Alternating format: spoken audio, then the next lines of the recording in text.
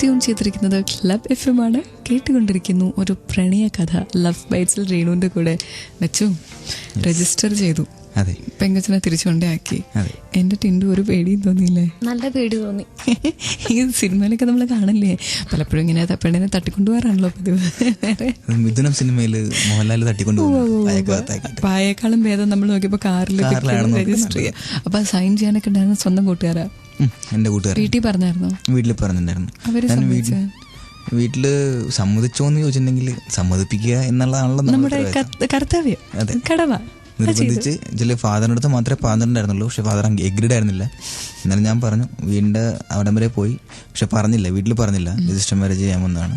വീട്ടിൽ ചെന്ന് ഞങ്ങൾ രണ്ടുപേരും കൂടി നോർമൽ ചെല്ലുന്ന പോലെ ചെന്നു, ജസ്റ്റ് ഒന്ന് പ്രാർത്ഥിച്ചിട്ട് ഇറങ്ങി.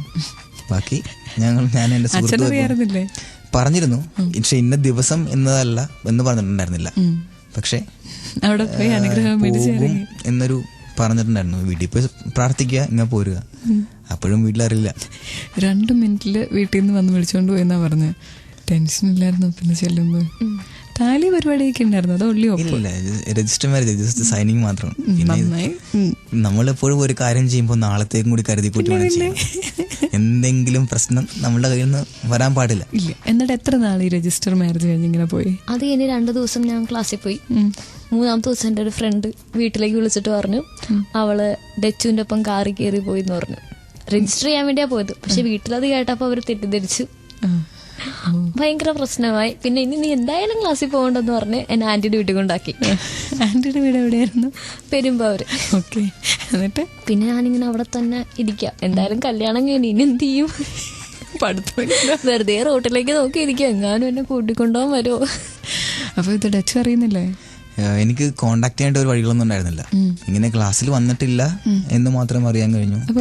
പിന്നെയും പ്രശ്നമായെന്ന് മനസ്സിലായി. പക്ഷെ എന്താണ് സംഭവം? ഇനി ഈ രജിസ്റ്റർ മാരേജ് ചെയ്ത കാര്യം വീട്ടിൽ അറിഞ്ഞിട്ടാണോ അതോ വേറെ എന്തെങ്കിലും കാരണം കൊണ്ടാണോ വിടാത്തതെന്ന് എനിക്കറിയില്ല. ഞാനിങ്ങനെ ഇടയ്ക്ക് ക്ലാസ്സിൽ പോകാൻ തുടങ്ങി. ഞാൻ അന്വേഷിച്ച് കോളേജിന്റെ ഫ്രണ്ടിൽ പോയി നിൽക്കും, കാണില്ല. ഇതിന് 3 ആഴ്ചയായി. 3 ആഴ്ച കണ്ടു കഴിഞ്ഞപ്പോൾ എനിക്കെന്തൊരു പന്തികേട് തോന്നി. അങ്ങനെ ഞാൻ എന്റെ ഫാദറിന്റെ അടുത്ത് കാര്യങ്ങളൊക്കെ എക്സ്പാൻഡ് ചെയ്തങ്ങ് പറഞ്ഞു.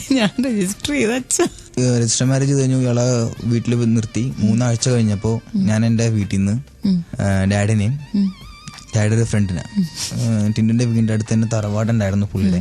അപ്പൊ അങ്ങനെ ആ ഒരു പരിചയത്തിലാണ് വിട്ടത്. കാര്യം വീട്ടിൽ പറഞ്ഞിട്ട് അത് നല്ല രീതിയിൽ തന്നെ കല്യാണം നടത്താനായിട്ട്. അതായത് ഓൾറെഡി കെട്ടി. നല്ല രീതിയിൽ കെട്ടണമല്ലോ, നാട്ടുകാരെ അറിയിച്ചിട്ട് കെട്ടണമല്ലോ. ഓക്കെ. അങ്ങനെ അച്ഛനെയും ഫ്രണ്ടിനെയും കൂടി വിട്ടിരിക്കുകയാണ്. കഥയുടെ ബാക്കി അറിയണ്ടേ? കേട്ടുകൊണ്ടിരിക്കുക club FM love bites with Renu Dachu and Tindu. ഇവിടെ മാത്രം ടൺ കണക്കിന് റൊമാൻസ്. അച്ഛനെ അച്ഛൻ്റെ ചേട്ടനെയും കൂടെ വിട്ടേക്കാണ് പെണ്ണിന്റെ വീട്ടിലായിട്ട്. ഞാൻ ഒന്ന് കെട്ടി, ഒന്നുകൂടി കെട്ടാൻ താല്പര്യമുണ്ടെന്ന് പറഞ്ഞു. ക്ലബ് FM ലവ് ബൈറ്റ്സിൽ രേണു ഡച്ചുവിന്റെ അടുത്ത് ചോദിക്കട്ടെ, എന്തൊരു ധൈര്യം. എന്നിട്ടെന്താ, പപ്പ സമ്മതിച്ചില്ല. പഴയത് തന്നെ വീണ്ടും കുറെ ദേഷ്യവും കാണിച്ചു. കെട്ടിന്ന് പറഞ്ഞോ? പക്ഷെ ഞാൻ അവിടെ ചെല്ലുന്നതിന് മുമ്പ് തന്നെ ടിൻഡുന്റെ വീട്ടില് അറിഞ്ഞിരുന്നു കല്യാണം കഴിഞ്ഞത് കാര്യം. ഞങ്ങളുടെ പരിചയത്തിലൊരു ഫാദർ ഉണ്ട്. ഫാദറിനോട് ഞാൻ പറഞ്ഞു. ഫാദർ അത് വിശ്വസിച്ചില്ല. ഫാദർ അന്വേഷിച്ചപ്പോ ശരിയാ രജിസ്റ്റർ ചെയ്തെന്ന് മനസ്സിലായി. ഫാദർ വീട്ടിൽ പോയി പറഞ്ഞു. അത് ഞാൻ ആന്റിയുടെ വീട്ടിലായതുകൊണ്ട് എന്റെ വീട്ടിലെ പ്രശ്നങ്ങൾ എന്താണെന്ന് എനിക്ക് അറിയാൻ കഴിഞ്ഞില്ല. നന്നായി, വളരെ നന്നായി ആന്റിയുടെ വീട്ടിൽ കൊണ്ടാക്കിയത്. പിന്നെ എല്ലാവരും അറിഞ്ഞു. ഭയങ്കര പ്രശ്നമായി. ഒന്നും ചെയ്യാൻ പറ്റില്ലല്ലോ, കെട്ടിപ്പോയില്ലേ. അത് കഴിഞ്ഞ് എന്താ പറയാ, അത് കഴിഞ്ഞിട്ട് പ്രശ്നങ്ങളുടെ ഒരു തുടക്കമായിരുന്നു. അത് കഴിഞ്ഞിട്ട് ഡൈവോഴ്സ് ചെയ്യാൻ ആ സമയത്ത് ഞാൻ പാരലായിട്ട് ABS കോർപ്പസ് കൊടുക്കാനായിട്ടുള്ള പരിപാടിയും നീക്കി. ഉറപ്പായിരുന്നു ടിൻഡു ഇറങ്ങി വരുമെന്ന്? അല്ല, കാരണം 3 ആഴ്ച കണ്ടില്ല. എന്തും സംഭവിക്കാം. ഇയാൾ ടിൻഡു എന്ന് പറഞ്ഞിട്ടുണ്ടെങ്കിൽ ഒരു സോഫ്റ്റ് ഹാർട്ടഡ് ആണ്. ചിലപ്പോൾ 2 പ്രാവശ്യം ദേഷ്യപ്പെട്ട് കഴിഞ്ഞിട്ടുണ്ടെങ്കിൽ മാറി പോയാലോ. പക്ഷെ എനിക്ക് എന്തായാലും ഇയാളെ കണ്ടെങ്കിലും പറ്റുള്ളൂ. അതുകൊണ്ട് ഞാൻ ഹേബിയസ് കോർപ്പസ് കൊടുക്കുക. അപ്പൊ അതിനു മുമ്പ് ഞാനപ്പോ ഇങ്ങനെ കേസ് കൊടുത്തു, ഹേബിയസ് കോർപ്പസ് ഫയൽ ചെയ്തു. ഇപ്പൊ ഒരു മെസ്സഞ്ചർ ഉണ്ട്. മെസ്സഞ്ചർ ടിൻഡുന്റെ വീട്ടിൽ പോയിട്ട് ലെറ്റർ ഒപ്പിട്ട് വാങ്ങിച്ചു. അത് കൊടുത്തതായിട്ടുള്ള ലെറ്റർ വാങ്ങിച്ചു. മെസ്സഞ്ചർ എന്നെ വിളിച്ച് പറഞ്ഞു ഇങ്ങനെ വാങ്ങിച്ചിട്ടുണ്ട്, ഇപ്പോ അവര് അവിടെ ഇല്ല, വേളാങ്കണ്ണി പോയിരിക്കുവാന്ന് പറഞ്ഞു. പക്ഷെ ആ സമയത്ത് ഞാൻ വേളാങ്കണ്ണിലുള്ളത്. അതാണത് ആളെ അന്വേഷിച്ച് ഞാൻ ഫുള്ള് കറങ്ങി. വേളാങ്കണ്ണി പള്ളി ചെന്നിട്ട് കണ്ടുപിടിച്ച് ഒന്നായതൊക്കെ ഇവിടെ മാത്രമേ കാണത്തുള്ളൂ. ആ കഥയും കൂടി ഞാൻ ചോദിക്കും കേട്ടോ. But before that let's enjoy these songs because they are romantic and this story it ഇൻട്രിഗേവിംഗ്.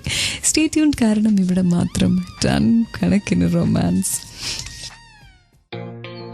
പല സ്ഥലത്തും വെച്ച് പ്രണയിച്ച് കണ്ടുമുട്ടുന്നതൊക്കെ ഞാൻ കേട്ടിട്ടുണ്ട്. പക്ഷെ കല്യാണം കഴിച്ച പെണ്ണിനെ പിന്നെ കാണാൻ കിട്ടുന്നില്ല, അച്ഛനും അമ്മയും മാറ്റി നിർത്തി, എന്നിട്ട് വേളാങ്കണ്ണി വെച്ച് കണ്ടുപിടിക്കുക. ക്ലബ് ഫാമിലി ലവ് ബൈറ്റ്സിൽ ഞാൻ റീനു ടച്ചു അവിടെ വെച്ച് അങ്ങനെ കണ്ടുപിടിച്ചു. അവിടെ വെച്ച് കണ്ടുപിടിച്ചു, കുറെ വിളിച്ചു നോക്കി അവിടെ വെച്ച് കൂടെ പോരുന്നു, പക്ഷെ വന്നില്ല. അപ്പൊ എന്റെ മനസ്സൊന്ന് പേടിച്ചു.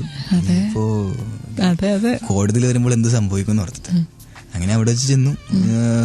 എല്ലാം കഴിഞ്ഞ് തിരിച്ച് നാട്ടിലെത്തി കഴിഞ്ഞ് കോടതിയിൽ പോയി. കോടതിയിൽ വെച്ചിട്ട് അപ്പുറത്തെ ബെഞ്ചിലിരിക്കുന്ന സമയത്ത് ഞാൻ കൈ കൊണ്ട് കാണിച്ചു നോക്കി, നല്ല എന്റെ കൂടെ വരാൻ പറയണേ നല്ല രീതിയിൽ. അവിടെ വെച്ചിട്ട് ജഡ്ജ് വിളിച്ചു. ജഡ്ജ് ഞങ്ങളുടെ അടുത്ത് സംസാരിച്ചു. ടിന്നുവിന്റെ അഡ്വക്കേറ്റ് പറഞ്ഞു കൊടുത്തിട്ടുണ്ടായിരുന്നു, ജഡ്ജി ഇങ്ങനെ ചോദിക്കും ആരുടെ കൂടെ പോകണം എന്ന് ചോദിക്കുമ്പോൾ എനിക്ക് പപ്പയുടെയും അമ്മയുടെയും കൂടെ പോയാൽ മതി എന്ന് പറയണം എന്ന് പറഞ്ഞിട്ടുണ്ടായിരുന്നു. ദൈവത്തിന് ജഡ്ജി ചോദിച്ചില്ല. ആ ചോദ്യം ഞാൻ ചോദിച്ചു, എന്റെ കൂടെ വരുമോന്ന്. എന്റെ കൂടെ പോകുന്നു ചോദിച്ചപ്പോഴേ ഇറങ്ങി പോന്നു. ജഡ്ജ് റിക്വസ്റ്റ് ചെയ്ത് നോക്കി പപ്പയെടുത്തും മമ്മിയെടുത്തും, എന്തായാലും ഇത്രയും ആയില്ലേ, ഞങ്ങൾ കെട്ടിച്ചങ്ങ് കൊടുക്കും, നിങ്ങൾ ഇനി വാശി പിടിച്ചിട്ട് എന്താ കാര്യം, പിള്ളേര് തീരുമാനിച്ചതല്ലേ നിങ്ങൾ പറഞ്ഞു നോക്കി. പക്ഷെ അവര് കേട്ടില്ല. അത് കഴിഞ്ഞിട്ടാണ് ഇയാൾ ചോദിക്കുന്നത് എന്റെ കൂടെ പോരുന്നുണ്ടോ. ഞാൻ ജഡ്ജി അടുത്ത് ചോദിച്ചു, സാർ എനിക്ക് ടിൻഡുവിന്റെ അടുത്ത് സംസാരിക്കണം. ജഡ്ജി പറഞ്ഞു, തന്റെ ഭാര്യ അടുത്ത് സംസാരിക്കാനായിട്ട് എന്റെ അടുത്ത് ചോദിക്കാനുള്ള എന്ന് പറഞ്ഞു. താൻ കൊണ്ടുപോയി സംസാരിച്ചിട്ട് എന്താണ് ഇത് തീരുമാനം അത് എന്റെ അടുത്ത് പറയാൻ പറഞ്ഞു. അങ്ങനെ ഞാൻ ഇയാൾ ടിൻഡുവിനെ പുറത്തേക്ക് കൊണ്ടുപോയി, കോർട്ടിനെ പുറത്തേക്ക് കൊണ്ടുപോയി. അവിടെ ഞാൻ ചോദിച്ചു, എന്റെ കൂടെ പോരാൻ പറ്റുമോ? എന്ന് പറഞ്ഞു. ഞെട്ടിക്കാണല്ലേ. പിന്നെ കാരണം കാണുക എന്നുള്ളത് മാത്രമാണ് ഞാൻ ആഗ്രഹിച്ചു ചെല്ലുന്നത്. കാണുക മാത്രമല്ലല്ലോ, കൂടെ പോരുകയും ചെയ്തു. അങ്ങനെ ഒരു വലിയ വിപ്ലവം ഉണ്ടാക്കി തിരിച്ചു പോന്നു. വീട്ടിൽ വന്ന് 1 മാസം കഴിഞ്ഞപ്പോൾ നല്ല രീതിയിൽ തന്നെ എല്ലാവരെയും വിളിച്ച്, ബന്ധുക്കളെല്ലാവരെയും വിളിച്ച് നല്ല രീതിയിൽ തന്നെ ആംഗ്ലോ ഇന്ത്യൻ സ്റ്റൈൽ, ഞാനൊരു ആംഗ്ലോ ഇന്ത്യനാണ്, ആംഗ്ലോ ഇന്ത്യൻ സ്റ്റൈലിൽ തന്നെ അത്യാവശ്യം കുഴപ്പമില്ലാത്ത രീതിയിൽ തന്നെ ഒരു കല്യാണം നടത്തി. അങ്ങനെ ഞങ്ങൾ ഒന്നായി. ക്ലബ് ഫാമിലി ലവ് ബൈറ്റ്സിൽ എനിക്ക് ഇനി ടിൻഡുവിന്റെ അച്ഛൻ്റെ അമ്മയുടെയും കാര്യങ്ങൾ ചോദിക്കാനുണ്ട്. പക്ഷേ ഈ പാട്ടുകൾക്ക് ശേഷം പ്രണയകഥ എങ്ങനെ ഉണ്ടായിരുന്നു പറഞ്ഞാൽ മതി.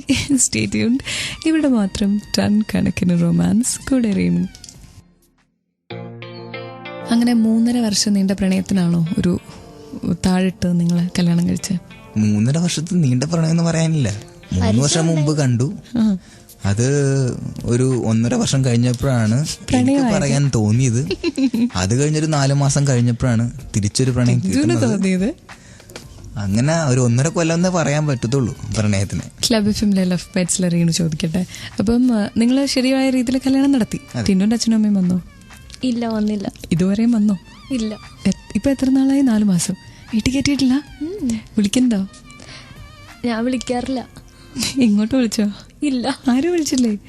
സങ്കടം വന്നില്ലേ അച്ഛനമ്മയും കാണാൻ? സങ്കടമൊക്കെ ഉണ്ട്, പക്ഷെ വിളിക്കാൻ പറ്റില്ലല്ലോ, അവർക്ക് ഭയങ്കര ദേഷ്യല്ലേ. എന്നാലും വിളിച്ചു നോക്കിക്കൂടെ, സ്വന്തം മോളല്ലേ. എങ്ങനെ റിയാക്ട് ചെയ്യുന്ന അറിയില്ല. പിന്നെ ഇപ്പോഴത്തെ അവരുടെ മാനസികാവസ്ഥ എന്തായാലും. അതെ, ഞാൻ തന്നെ ഒപ്പിച്ചു വെച്ച മാനസികാവസ്ഥയാണല്ലോ. പക്ഷെ എന്നാലും വിളിക്കുന്നതിൽ തെറ്റില്ല. സ്വന്തം അച്ഛനും അമ്മയല്ലേടോ, സങ്കടം വരത്തില്ലേ? ഇടയ്ക്കൊന്ന് വിളിച്ചു നോക്ക്. ചിലപ്പോൾ ആ വിളി കഴിയുമ്പോഴത്തേനും മോർണിംഗ് പോരെ നമുക്കൊക്കെ എല്ലാം നല്ലപോലെ ആവാന്ന് പറഞ്ഞാലോ. അതോ ഡച്ച് പറഞ്ഞോ വിളിച്ചു പോരുത്, പറഞ്ഞിട്ടില്ല. അപ്പൊ ഇപ്പൊ പഠിച്ചുകൊണ്ടിരിക്കുകയാണ്. കോളേജിലൊക്കെ എല്ലാരും പറഞ്ഞു കല്യാണം കഴിച്ചു, ഹേബിയസ് കോർപ്പസ് ഒക്കെ വെച്ച് പോയി. 3.5 കൊല്ലത്തോളം ഇതേവരെ ടിൻഡുവിനെ കോളേജിൽ ആരും അറിയില്ലായിരുന്നു. ഇതിന് ശേഷം ഇപ്പോൾ ഇവിടുത്തെ സ്റ്റാറാ. പ്രണയിക്കുന്ന കുട്ടികൾക്ക് ഒരു സ്റ്റാർ ആയിട്ടുള്ളൊരു ചേച്ചി, സഹപാഠി എല്ലാമായി. അപ്പോൾ ഈ ലവ് സ്റ്റോറി ഇന്ന് ഇവർ ഷെയർ ചെയ്തു. ഇതുപോലെ നിങ്ങൾക്കൊരു ലവ് സ്റ്റോറി ഷെയർ ചെയ്യണമെങ്കിൽ ക്ലബ് ഫാമിലി ലവ് ബൈറ്റ്സിൽ പറയണം. പിന്നെ ഇവർ ഇനി ഇരുത്താൻ പറ്റില്ല, രാത്രിയായില്ലേ, അവർക്ക് ഉറങ്ങണ്ടേ. നമുക്ക് പോകാല്ലേ? Okay, good night. Good night. Stay tune to love bites, കാരണം ഇവിടെ മാത്രം ടൺ കണക്കിന് romance. Reenu signing off. Good night.